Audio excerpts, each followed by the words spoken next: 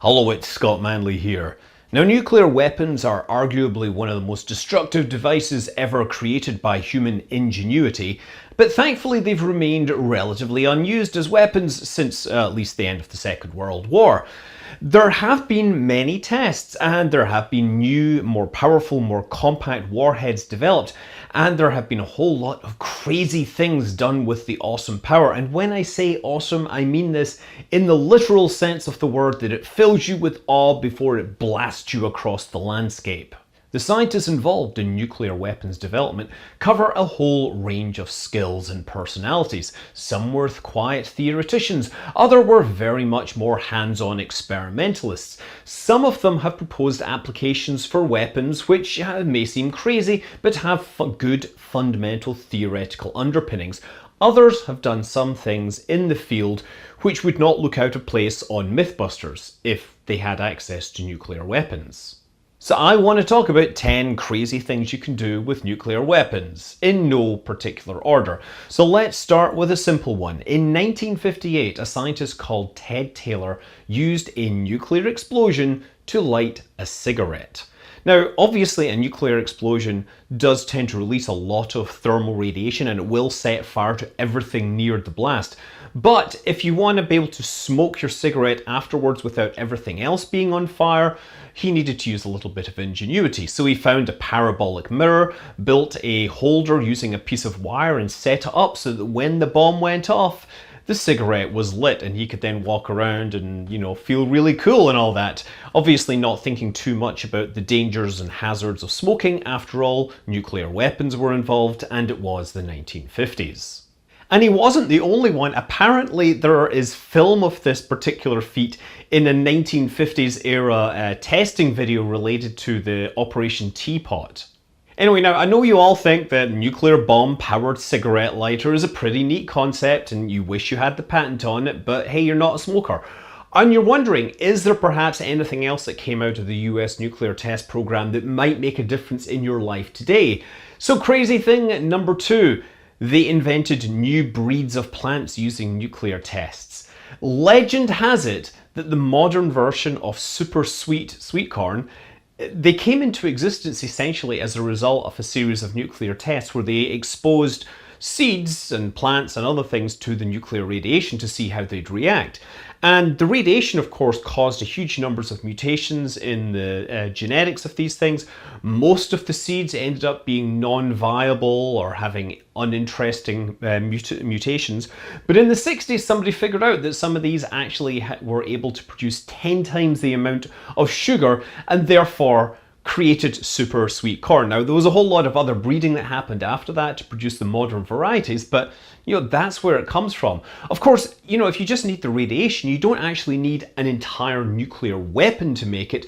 You could just have a radiation source. And there are actually facilities called atomic gardens where they would expose plants and seeds to radiation, usually from cobalt-60 sources, and then they would try to see if their mutations were useful and harness those powers for good. Number 3, use a nuclear bomb to launch things into space by accident. Years before Sputnik, there's a story of a nuclear-propelled manhole cover. So in 1968, the US began experimenting with doing some of their nuclear tests underground to contain the radiation. And there was Pascal A, which was a test, the first one, and it turned into a giant Roman candle. Pascal B would be the second attempt at this. Now, this was a test where they wanted to determine the safety of one-point detonation. When you're detonating a nuclear weapon, you have to create a perfectly spherical implosion, and that requires triggering multiple detonations across the surface simultaneously, like literally within microseconds of each other. So in a failure, to test the failure, they would detonate just one of these and see if the thing exploded or if it exploded with a lower yield. So they put it in a big tunnel, they had a block of concrete plug above it, and then just in case on top of that they had a 4-inch thick cover, which was essentially a sheet of armor plating, might as well be a manhole cover. Just in case anything escaped, they also set up a high-speed film camera to record any motion or anything that might escape.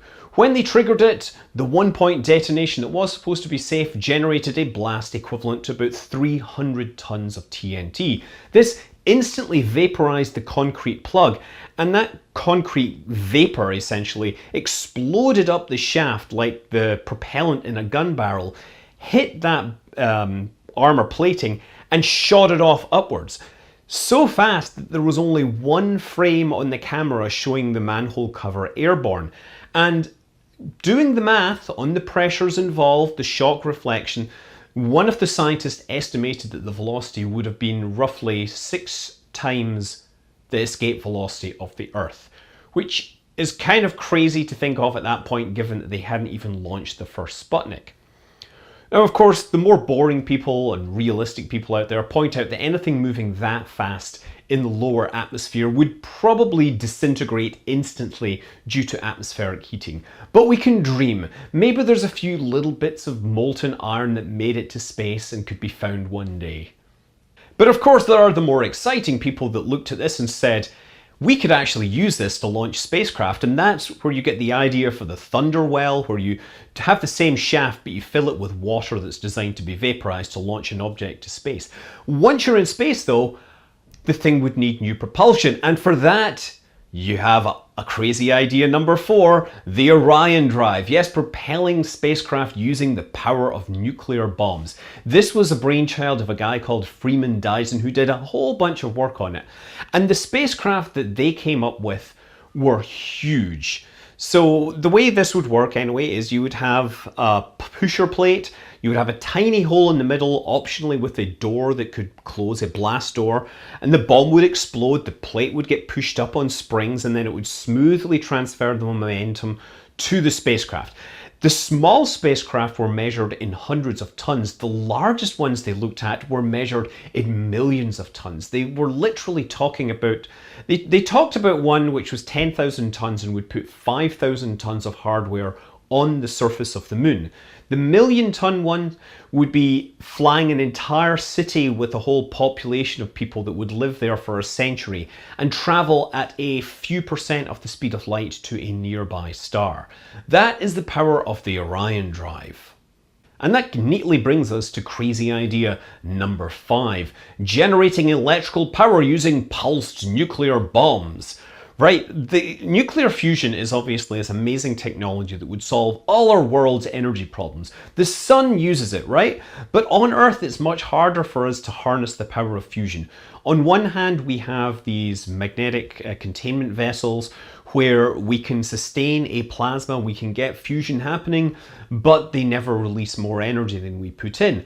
On the other hand, we have something called the hydrogen bomb, which does release more energy than we put in, but unfortunately destroys itself and anything nearby.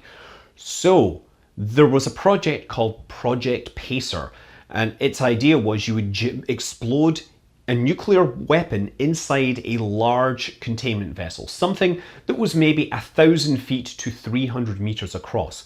It would have water, it would have steam, and this would absorb the energy of the blast. You would maybe pop one of these in there every few days and then tap off the steam energy and use that as a power system. The problem is that when they did the math, it turned out to be way too expensive, because to build a giant chamber, that was obviously unwieldy early on, and if you wanted to do a smaller version, you would have to use a lower yield weapon. But the cost of a nuclear weapon is pretty much, you're practically independent of its yield these days, because most of the high yield power comes from the fusion part, which is relatively cheap compared to all that fissile material.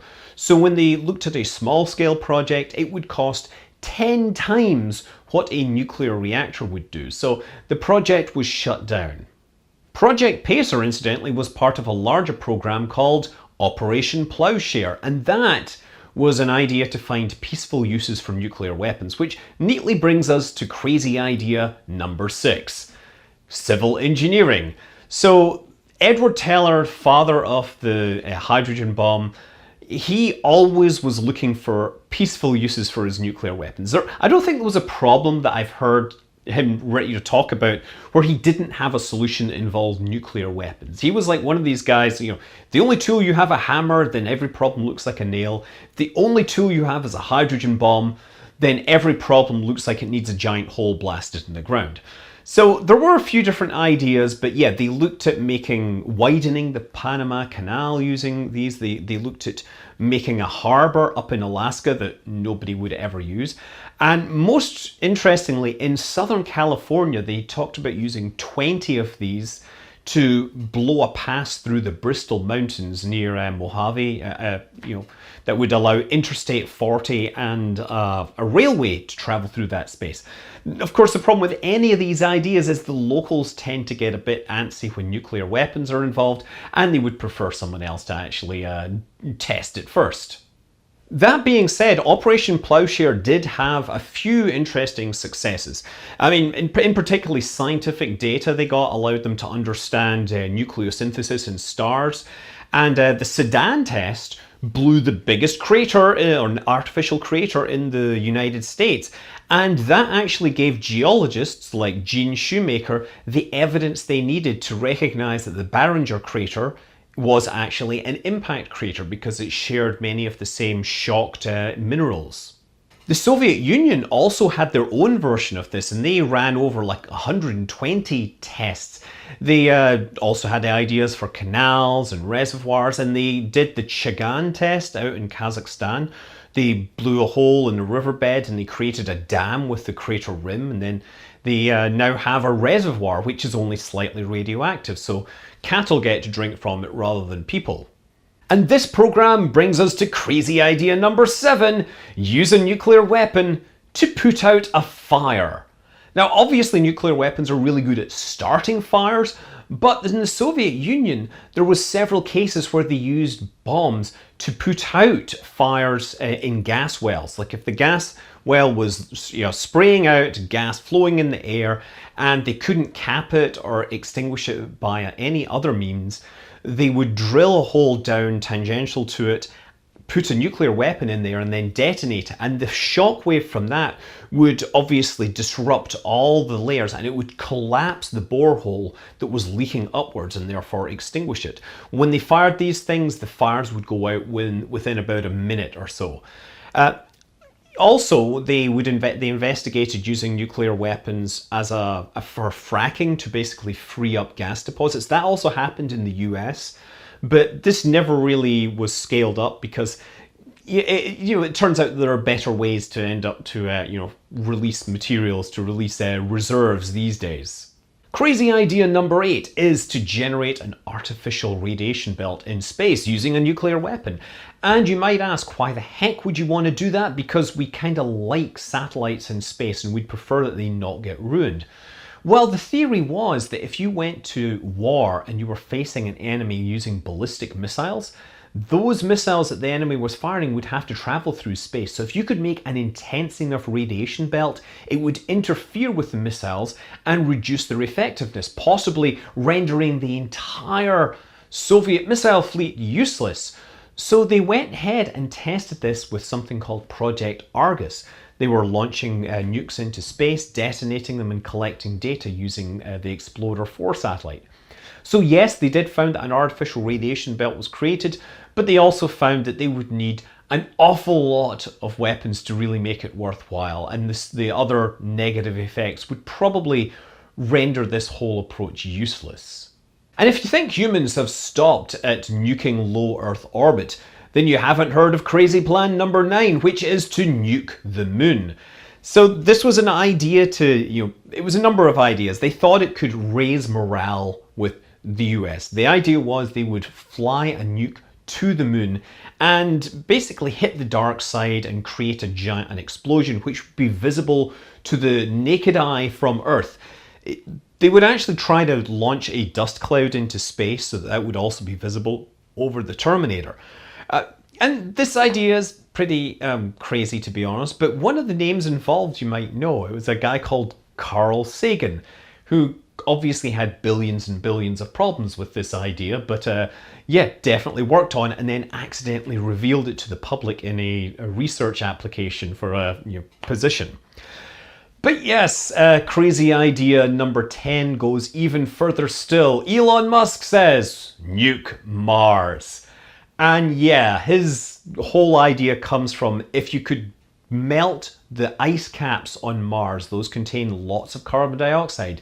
The atmosphere on Mars is really, really thin. If you could add all that carbon dioxide, it would help cover the planet. It would envelop the planet in a warming embrace that would melt the water, and then you would have a livable world. Fantastic idea. I love where you're going with this. Unfortunately, current research probably shows that there's maybe 3 to 4 trillion tons of carbon dioxide locked up in the poles, and if you did manage to melt it all, it would raise the atmospheric pressure by about 1% of 1 atmosphere. Obviously, these numbers, there's a lot of room for wiggle room in this. The data is by no means complete, but even then, to melt that amount of carbon dioxide, to sublimate it actually technically, you would need the nuclear energy equivalent to 500 gigatons of nuclear warheads if they put all their energy perfectly into this, which isn't going to happen. And to put this in perspective, at the height of the Cold War, when there were the most nuclear weapons deployed and ready to fire, I think the global nuclear arsenal was still less than 20 gigatons. So we're talking a factor of 25 over that. I, on the other hand, say if you really want to do something crazy like melt the ice caps on Mars, why not find some near Mars asteroids and, adjust their orbit just enough so that they crash into the poles. If you take 3-kilometer asteroids, that actually contains the energy required to melt all the stuff, but you'd probably need more. So yes, 10 crazy ideas to do with nuclear weapons. If you have nuclear weapons, please don't try to do any of these, but just please don't use them at all, to be honest. I'm Scott Manley. Fly safe.